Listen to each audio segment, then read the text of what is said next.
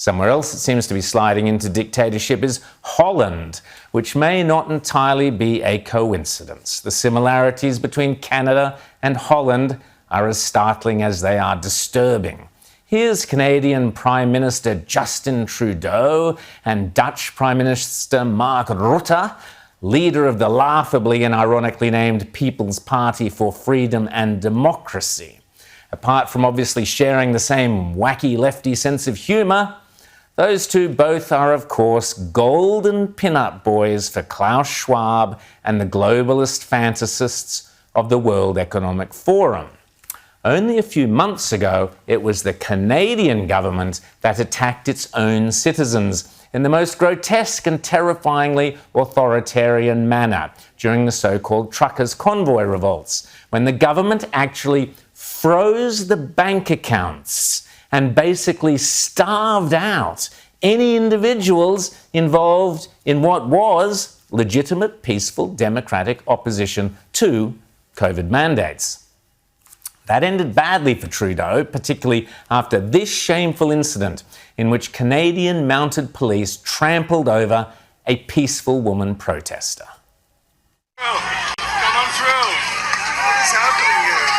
Wow, what is this lady doing? Trampling horses. Stop it. Stop it. Look. Oh my God. What the hell is that? Down. They just trampled this lady.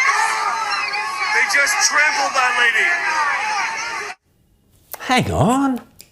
I've seen something like that before, haven't I? Reminds me of something. Oh yes, Melbourne, under Dan Andrews.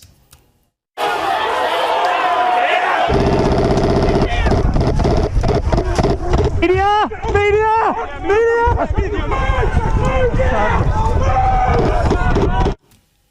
But I digress. Let's go back to Dutch Prime Minister Mark Rutte at the World Economic Forum in Davos last year, boasting about Holland's involvement with the World Economic Forum's global food innovation hubs, which is busily, quote, transforming food systems and land use.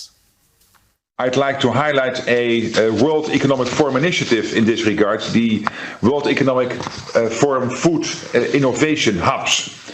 And these hubs in Africa, in Asia, in South America and in Europe will allow businesses to connect regional stakeholders to skill innovations, because this is key, skill innovations that can address food systems challenges. And here, I'm particularly proud to announce that the Netherlands will host the Global Coordinating Secretariat of the World Economic Forum Food Innovation Hubs.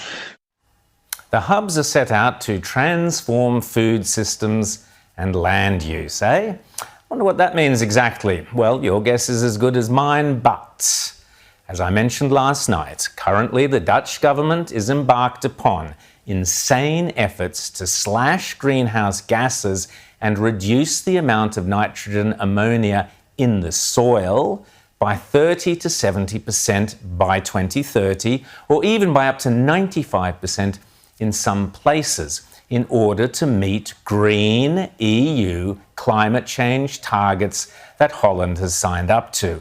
And this means literally turfing people off their farms. I guess that's one way to transform land use and food systems, eh, Rutte? Well, the Netherlands House of Representatives has released a statement which said, quote, "The honest message is that not all farmers will continue in business. Those who do will have to farm differently." Wow, just think about that. But everyday hard-working Dutch family farmers and others are now involved in massive and growing protests, hardly surprising, with tractor blockades, manure being dumped on government buildings or places, and there are accusations of the Dutch secret police infiltrating the protesters, the same playbook used by Trudeau, allegedly. What a coincidence. And overnight there are even accusations of shots being fired. This, by the way, is what happens when your national government gets penetrated by globalist activists from the World Economic Forum. Oh, Does that sound like a conspiracy theory? Yes, it does. But alas, it's not me saying it. It's dear old Klaus Schwab back in 2017 fessing up to what the World Economic Forum is really up to. I mention now names like Mrs. Merkel, even Vladimir Putin and so on. They all have been young global leaders of the World Economic Forum. Mm-hmm. But what we are very proud of now is the young generation, like Prime Minister Trudeau, President of Argentina and so on, that we penetrate the cabinets.